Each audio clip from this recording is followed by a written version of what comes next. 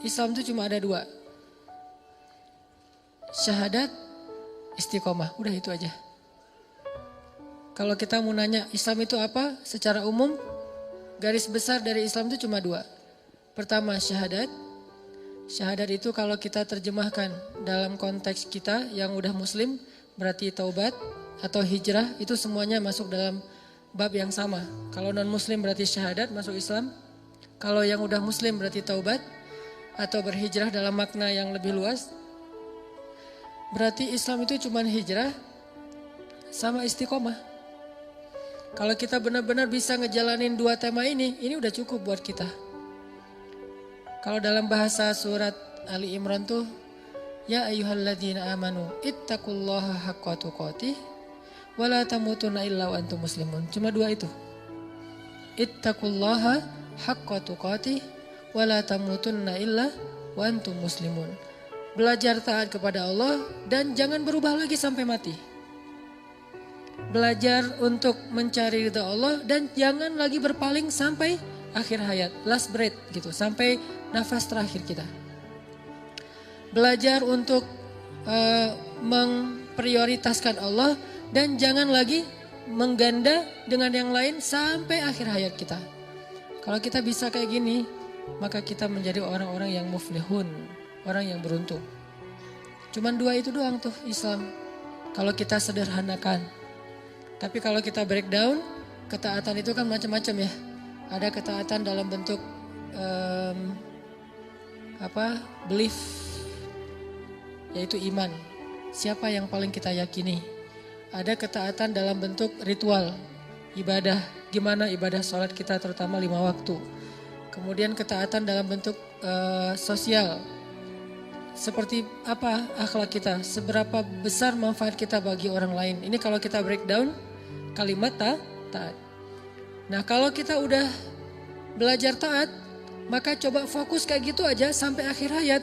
Itu udah gak akan ada lagi yang membuat kita khawatir tentang masa depan kita nanti di akhirat. Allah pasti benar-benar menjamin kita min ahlil jannah, termasuk ahli surga. Makanya tema Islam itu sebetulnya cuma dua teman-teman. Syahadat, taubat, hijrah itu satu tema. Yang kedua adalah istiqomah atau dawam. Istiqomah atau dawam. Karena dua istilah ini sering agak-agak samar di kita. Kadang dawam disebut istiqomah, kadang istiqomah disebut dawam. Tapi gak usah terlalu dipermasalahin, udah aja digabung. Istiqomah dan dawam. Nah malam ini kita akan bahas bab ini. Bab tentang gimana setelah kita berhijrah kita bisa kayak gini itu sampai akhir hayat. Setelah kita bertekad pengen berubah kita itu sampai akhir hayat. Setelah kita bertekad pengen berhijab kita itu sampai akhir hayat. Setelah kita bertekad pengen memprioritaskan Allah, prioritas Allah itu sampai akhir hayat kita. Dalam masalah apapun, sesulit apapun kehidupan kita, kita pengen belajar itu. Satu tema yang kata Nabi telah membuat rambutku beruban. Jadi ada sahabat ngelihat Nabi, kenapa ya Nabi akhir-akhir ini kok rambutnya lebih banyak beruban? Cepat gitu, yang sebelumnya gak kayak gitu, sekarang lebih cepat, kayak banyak masalah. Kata Nabi apa? Syayyabatni, telah menjadikan aku beruban, suratu Hud wa ikhwatuha. Telah menjadikan aku beruban, surat Hud dan ayat-ayat yang ada di dalamnya. Salah satu ayat di dalam surat Hud yang membuat Nabi cepat beruban itu adalah ayat istiqomah. Coba kita buka surat Hud. Surat ke-11 ayat 112. Ini salah satu ayat yang bikin Nabi cepat beruban. Surat ke-11 ayat 112.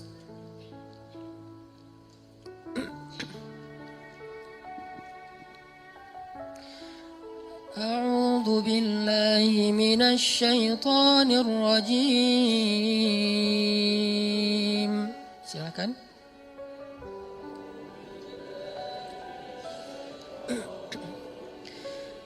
Bismillahirrahmanirrahim.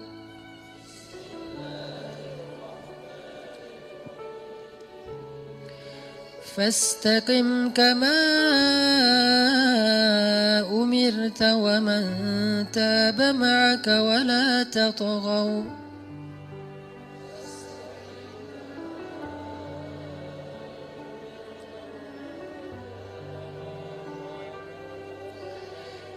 إنه بما تعملون بصير.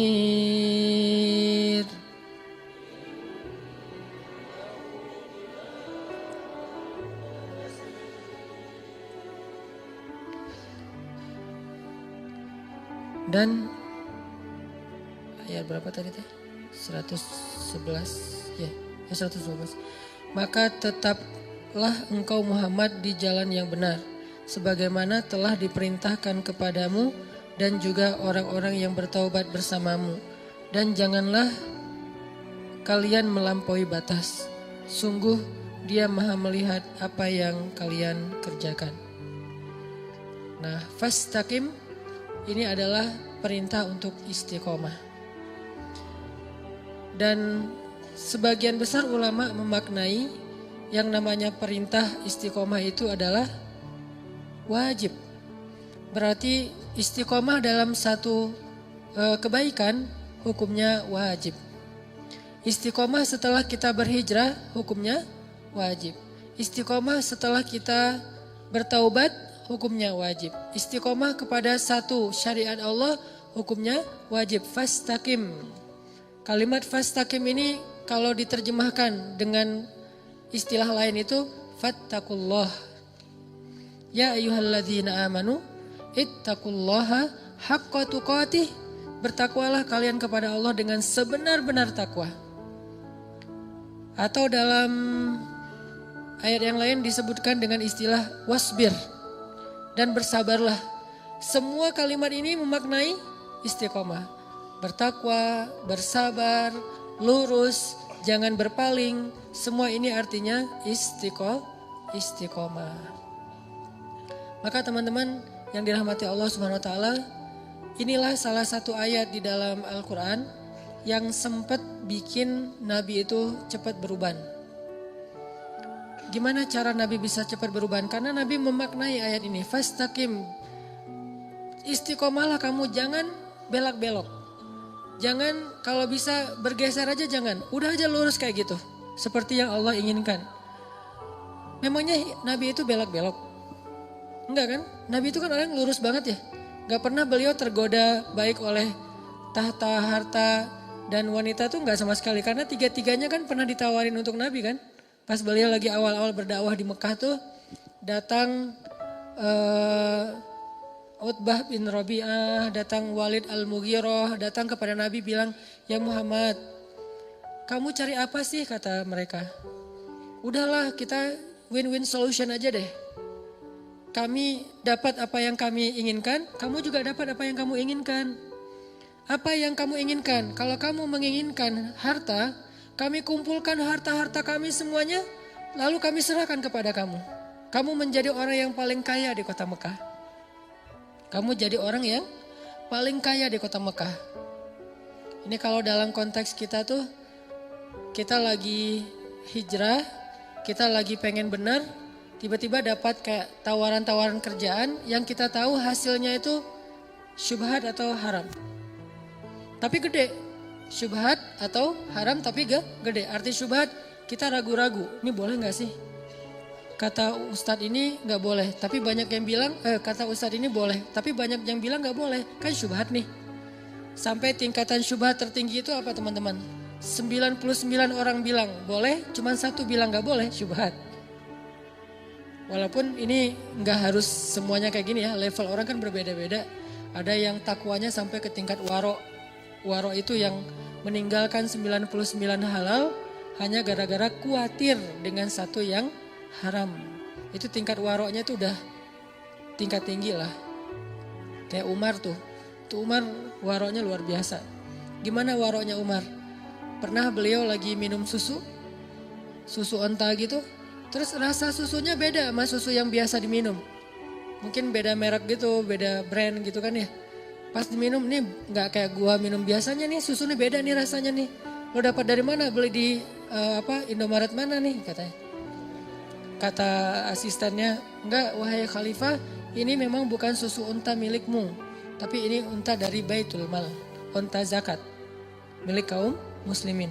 Langsung ditaruh tuh gelas, mau muntahin gak enak. Udahlah ditaruh aja tuh gelas di situ. Ma'azallah kata Umar, astagfirullah innalillah. Kenapa kamu memberikan sesuatu yang neraka buat saya? Kata pembantunya, ini halal. Bukan dari hasil curian, dari Baitul Mal. Tapi kan bukan milik saya, milik kaum muslimin. Dan saya belum minta izin kepada mereka. Akhirnya Umar pun tidak lagi mau minum susu itu. Dan kemudian meminta maaf kepada seluruh kaum muslimin. Dia posting, dia bilang, wahai masyarakat Islam, posting nih. Presiden posting, bayangin. Apa isi captionnya? Minta maaf saya udah minum setengah gelas susu milik kalian. Ini istiqomahnya seorang pemimpin yang luar biasa. Gak mau macam-macam. Kalau yang bukan milik dia gak mau dia sama sekali. Satu tetes aja gak mau. Kenapa? Satu tetes itu sama dengan satu tetes api neraka. Satu tetes api neraka kan cukup melelehkan ubun-ubun ya. Gak usah api neraka, satu tetes lahar aja coba bayangin. Kan ngeri banget tuh, satu tetes lahar itu bisa ngebakar satu pohon besar. Sepohon beringin itu terbakar oleh satu tetes lahar. Taruh aja di bawah, di akarnya, kebakar sampai ke atas. Gimana satu tetes neraka? Melelehkan ubun-ubun sampai ke ujung kaki. Gak mau udah satu tetes pun. Terus kasus yang lain. Kasus yang lain tuh Umar lagi jalan ke pasar. Terus tiba-tiba ngelihat ada banyak onta. Ada satu onta di antara sekian banyak onta yang lebih gemuk sendiri dibandingkan yang lain. Dia gemuk sendiri nih onta nih. Akhirnya Umar nanya, itu onta punya siapa kok bisa gemuk sendiri? Kata orang-orang, milik anakmu ya Amirul Mukminin. Anakku yang mana? Abdullah bin Umar. Panggil Abdullah sini. Panggil. Ada apa ayah? Abdullah, kenapa onta kamu gemuk sendiri dibandingkan onta yang lain? Ya, saya nggak tahu. Ya, saya ngasih makan dari cara yang halal, saya kasih minum dari cara yang halal. Kata Umar, enggak. Pasti orang-orang mendahulukan ontamu daripada onta yang lain karena dianggap engkau anaknya Amirul Mukminin. Mereka akan memberikan rumput yang terbaik untuk ontamu sebelum onta-onta yang lain karena engkau anak Amirul Mukminin. Berikan air kepada onta anak Amirul Mukminin. Berikan rumput kepada onta anak Amirul Mukminin. Sehingga ontamu lebih gemuk sendiri dibandingkan onta yang lain. Tapi saya gak pernah minta mereka melakukan itu. Tapi walaupun engkau gak minta, mereka tetap melakukan itu, kata Umar. Terus gimana nih? Keputusan saya, kata Umar, jual ontamu itu ke pasar. Dengan harga pasaran, sama. Lalu keuntungannya, lalu hakmu adalah mengambil seharga ketika engkau membeli onta itu masih kecil. Bibit unta. Itulah hakmu. Sisa keuntungannya serahkan kepada Baitul Mal. Apa kata anak Amirul Mukminin? Sam'an wa ta'atan ya Amirul Mukminin. Sami'na wa ata'na wahai ayah. Gak ada protes-protes. Ini artinya bukan dia doang nih yang istiqomah. Dia mengistiqomahkan keluarganya. Bahkan pernah dia nyuruh anaknya itu ngembaliin hadiah gara-gara dapat hadiah dari temannya di Syam. Syam itu Suriah kalau sekarang. Salah satunya Damaskus. Anaknya Umar tuh dapat hadiah dari Damaskus, dari temennya kayak gitu. Gak tahu lagi ulang tahun atau lagi apa, pokoknya dikasih hadiah aja. Pas sampai di Madinah dilihat sama Umar, ini dari mana nih hadiahnya nih? Kata anaknya, dari teman saya di Damaskus. Wah, balikin, kata Umar. Kenapa dibalikin? Sesungguhnya dia tidak memberikan hadiah ini kecuali karena dia melihat engkau sebagai anak Amirul Mukminin. Kalau engkau bukan anak presiden, emang dia akan ngasih hadiah? Ya saya nggak tahu. Maka dari itu kembalikan, yang bukan hak kita dibalikin. Saking luar biasanya istiqomah. Dan Nabi pernah diuji dengan yang kayak gini nih. Diteladani oleh Abu Bakar, diteladani oleh Umar. Teladan Abu Bakar apa? Ketika Abu Bakar hidup bersama seorang perempuan yang menikahi 3 laki-laki ahli surga tiga-tiganya. Siapa namanya? Asma bintu Umais. Cewek yang punya 3 suami, tiga-tiganya ahli surga. Bukan poliandri ya. Dia nikah, terus suaminya meninggal, nikah lagi, suaminya meninggal, nikah lagi, suaminya meninggal. 3 kali nikah. Dan 3 kalinya, tiga-tiganya itu ahli surga. Suami pertama Ja'far, Nabi menyebutnya Tayyar. Seorang laki-laki yang punya sayap di surga, itu Ja'far. Nanti kalau teman-teman masuk surga ngelihat ada yang terbang-terbang, itu Ja'far namanya. Jangan foto, ini siapa sih? Jangan, udah ketahuan Ja'far. Nggak tahu, nggak pernah ikut talim ya. Ja'far namanya kalau yang punya sayap di surga. Kedua suaminya Abu Bakar. Udah dijamin surga dalam banyak hadis. Yang ketiga suaminya Ali bin Abi Thalib. Jadi 3 kali nikah, 3-3-nya punya anak. Dan 3 suaminya itu adalah min ahlil jannah. Mubasysyirina bil jannah. Orang yang dijamin masuk surga. Nah di masa Asma jadi istrinya Abu Bakar. Jadi Asma ini bisa dibilang satu-satunya perempuan yang pernah jadi ibu negara 2 kali. Pas istri Abu Bakar sama pas jadi istri Ali. 2 kali jadi ibu negara. Dan dia ibu negara pertama dalam Islam. Asma bintu Umais. Nah pas masa dengan Abu Bakar kan pedagang kain aslinya. Terus sejak dia jadi khalifah dia udah gak ngurus dagangannya. Sampai lama-lama habis aja bangkrut. Terus diputuskan oleh syuro bahwa Abu Bakar dapat gaji dari Baitul Mal, gaji dari pemerintah gitu. Nah gajinya kecil, sejak digaji keluarga Abu Bakar ini nggak pernah makan daging lagi di rumah, karena udah nggak sanggup beli daging, belinya cuman tempe, tahu gitu, udah nggak sempat beli daging. Sampai suatu saat Asma bilang, ya Abu Bakar, boleh nggak kalau misalnya kita tabung dari hasil belanja bulanan, saya sisihkan sedikit saja. Nanti setelah beberapa lama kalau udah cukup, saya pengen beli daging sesekali. 1/4 kilo juga nggak apa-apa, yang penting makan daging. Udah lama banget kita nggak makan daging. Kata Abu Bakar, coba aja kalau bisa disisihin setiap hari sama Asma. Yang harusnya beli, misalnya makan telur 1 orang 1 butir, sekarang 1 butir bagi 4 gitu telurnya teh. Telur rebus bagi 4. Terus juga kalau roti 1 orang 1, sekarang 1 orang 1 roti ber-3 atau 1 roti seharian dicicil makannya. Diirit banget sama Asma. Sampai setelah beberapa lama akhirnya tabungan Asma ini bisa untuk beli daging sedikit. Dia bilang kepada Abu Bakar, ya Abu Bakar ini udah dapat nih bisa beli daging, boleh saya pakai untuk beli daging? Berapa wahai Asma? Disebutkan angkanya. Lalu Abu Bakar mengatakan, wahai Asma, berarti gaji saya selama ini lebih ya? Lebih dari kebutuhan kita?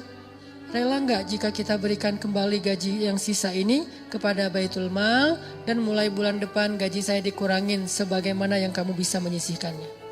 Apa kata Asma? Sam'an wa ta'atan. Solehnya orang dulu tuh. Sam'an wa ta'atan, sami'na wa ata'na. Nggak ada protes, nggak minta cerai, nggak posting, nggak. Kan ada yang curhat lewat medsos gitu kan ya, posting, suami kok gini-gini amat, sok soleh lah, ahli sok suci segala macam. Enggak, sam'an wa ta'atan kepada suaminya. Diajak susah, sesusah-susahnya sam'an wa ta'atan. Makanya emang pantas sih kalau Asma itu punya suami 3-3-tiganya ahli surga. Karena emang gak enak jadi suami ahli surga. Pastinya akan banyak diajak susah. Walaupun ada juga ahli surga yang senang, kayak Abdurrahman bin Auf, Utsman bin Affan, itu kan ahli surga yang senang ya. Cuman kan gak bisa milih, saya mah gak mau sama Abu Bakar, maunya sama Utsman gitu. Takdir lah ya. Ada yang takdirnya kayak anak Nabi nikahnya sama Utsman. Ada anak Nabi nikahnya sama Ali. Dua-duanya ahli surga. Utsman ahli surga, Ali ahli surga. Dan dua-duanya solehah. Yang istri Utsman bersyukur, yang istri Ali bersabar. Mukmin. Kalau kita kan ngebandingin, kenapa ya nggak saya aja sama Utsman? Coba ya kalau suami saya kayak Utsman, kamu sih malas kerja, kamu sih terlalu jujur, kamu sih apa segala macam. Mulailah menggoyahkan keistiqomahan pasangannya. Nah ini artinya teman-teman, Abu Bakar tuh kayak gitu istiqomah. Sampai pernah Abu Bakar makan makanan kayak daging gitu, ada yang hadiahin kayak kornet, terus dimakan sama Abu Bakar. Udah makan setengah, ditanya sama Abu Bakar, nih enak banget nih kornetnya dapat dari mana? Dari non muslim yang dia bukan ahlul kitab. Yang dia itu nyembelih hewan bukan dengan nama Allah. Ibaratnya kita produk yang gak ada label halal. Udah makan setengah baru ketahuan, ini gak ada label halalnya, dari mana nih? Impor. Wah bahaya nih. Akhirnya apa yang dilakukan Abu Bakar? Dia ambil kayu kecil, dia masukkan ke mulut supaya dia muntah. Pas sudah muntah dia liatin ada daging gak? Wah kurang nih, digini-gini lagi. Sampai pingsan. Abu Bakar. Jadi kalau kita mau gaya-gayaan depan Abu Bakar, kenapa Nabi sampai bilang iman Abu Bakar itu lebih berat daripada iman semua umat Islam? Kayak gitu tuh salah satu adegannya tuh. Sampai digini-gini. Kenapa? Istiqomah. Nggak mau makan satu biji sawi pun atau biji beras pun, satu butir beras pun yang bukan haknya atau yang tidak halal. Bisa nggak kita istiqomah ketika kita lagi jalan-jalan ke luar negeri? Gitu aja, hal sepele kan? Ke Singapura, alhamdulillah sekarang tuh halal food tuh udah jadi tren baru sekarang. Kayak di Jepang tuh sekarang menjelang Olimpiade, Jepang mempersiapkan banyak halal food spot gitu, halal food corner.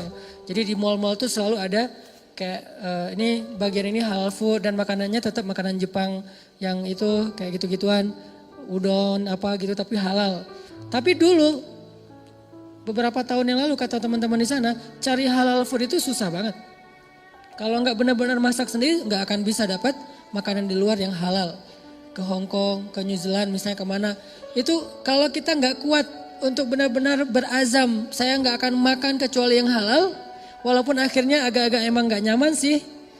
Harus masak sendiri atau dimasakin temen atau mungkin carinya di pasar itu nyari dulu kemana yang ada kebab Turki baru dimakan atau yang makanan India itu juga nyarinya susah. Kadang-kadang bosan pengen makanan-makanan yang fast food misalnya yang ala-ala di luar kan mungkin rasanya beda sama di Indonesia nih sama-sama fast food. Pengen ngerasain nih fast food yang di luar kayak gimana, nggak boleh. Ini namanya istiqomah. Kalau bisa kayak gini aja nih udah dijamin masuk surga. Baru bab makanan yang bukan dalam keadaan lapar banget loh ya. Makanan yang sebetulnya masih banyak pilihan. Itu aja kadang-kadang kita udah ujian kan, udah PR nih. Udahlah gak usah terlalu fanatik-fanatik apa jadi orang. Kadang-kadang setan ngebisikin gak apa-apa nanti tinggal taubat. Kan suka gitu ya. Udah aja sekarang mah nanti tinggal taubat. Sesekali lah gitu. Nah ini kadang-kadang bikin kita agak-agak lemah. Disitulah PR kita nih. Mujahadah kita, usaha kita tuh, effort kita di situ. Setelah kita berhijrah, setelah kita taubat, udah coba effortnya cuman fokus dengan istiqomah saya mah nggak mau ngelanggar. Saya bilang, pengen main boleh, tapi jangan bikin dosa. Pengen have fun boleh, tapi jangan nambah dosa. Pengen nongkrong boleh, tapi jangan lalai buat kita jadi jauh dari Allah. Sebetulnya bisa banget, cuman kita kadang-kadang terlalu pragmatis dan gak sabar untuk ngejalanin dulu cara-cara Allah. Salah satu misi saya dalam postingan-postingan di sosmed itu adalah, walaupun belum sempurna ya, saya pengen nunjukin lifestyle yang realistis aja lah, gak usah terlalu soleh-soleh amat yang mungkin hanya sebagian kecil orang yang bisa ngelakuin. Saya gak akan posting lagi sholat tahajud, kecuali emang sengaja syiar pengen ada event tahajud bareng. Saya gak posting lagi tilawah yang panjang banget, tilawahnya 1 hari 10 juz. Walaupun gak pernah misalnya. Saya posting yang realistis aja lah. Hidup kita tuh kerja, terus keluarga, main. Apalagi hidup anak muda kan banyak mainnya, entertain ya. Saya pengen ngasih tahu bahwa main tuh boleh banget. Banyak main pun gak masalah, tapi jangan bikin dosa, itu doang. Kita bisa jalan-jalan, kita bisa have fun, kita bisa seru-seruan, kita bisa asik, bisa apa aja yang kita hobi kita lakuin dengan syarat jangan bikin dosa. Dan itu bisa banget. Gak akan mengurangi funnya. Apalagi udah punya pasangan, lebih bisa lagi tuh. Kalau belum agak berat sih ujiannya emang. Untuk dapat fun itu agak-agak sedikit garing lah ya. Mungkin salah satu cara istiqomah emang benar kata Nabi, menikah biar lebih istiqomah. Walaupun bukan berarti udah nikah itu pasti istiqomah 100%, enggak. Enggak ada yang 100% kecuali Rasulullah SAW. Ya saddidu wa qaribu kata Nabi. Kalau nggak bisa lurus banget minimal qaribu, mendekati.